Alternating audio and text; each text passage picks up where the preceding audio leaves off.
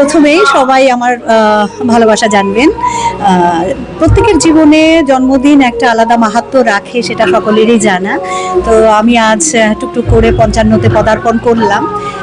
সময়সীমা ফুরিয়ে আসছে, জানি না কতদিন আর রক্তদান করতে পারবো। তো আজকের দিনে দাঁড়িয়ে মনে হয়েছে যে একজন মুমূর্ষু রোগীর পাশেও যদি আমি দাঁড়াতে পারি, তাকে জীবনদান করতে পারি, সেটাই হবে আমার আজকের দিনের সার্থকতা। তো সেই ভাবনাতেই আজকের আয়োজন, যাকে আমরা নাম দিয়েছি জীবনদান উৎসব। এগিয়ে এসছে অনেক অনেক বড় মনের মানুষেরা, প্রত্যেকের কাছে আমি কৃতজ্ঞ।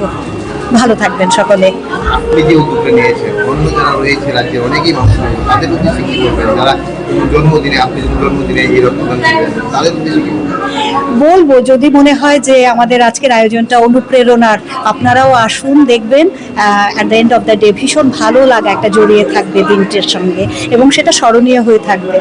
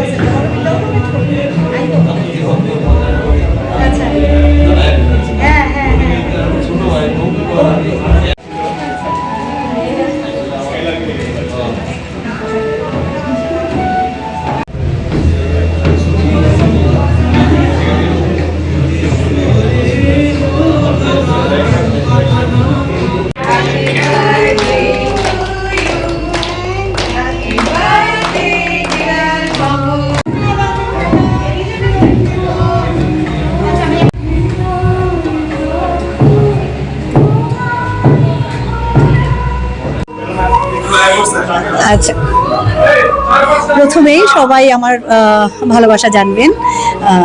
প্রত্যেকের জীবনে জন্মদিন একটা আলাদা মাহাত্ম্য রাখে, সেটা সকলেরই জানা। তো আমি আজ টুকটুক করে ৫৫তে পদার্পণ করলাম। সময়সীমা ফুরিয়ে আসছে, জানি না কতদিন আর রক্তদান করতে পারবো। তো আজকের দিনে দাঁড়িয়ে মনে হয়েছে যে একজন মুমূর্ষু রোগীর পাশেও যদি আমি দাঁড়াতে পারি, তাকে জীবনদান করতে পারি, সেটাই হবে আমার আজকের দিনের সার্থকতা। তো সেই ভাবনাতেই আজকের আয়োজন, যাকে আমরা নাম দিয়েছি জীবনদান উৎসব। এগিয়ে এসছে অনেক অনেক বড় মনের মানুষেরা, প্রত্যেকের কাছে আমি কৃতজ্ঞ। ভালো থাকবেন সকলে।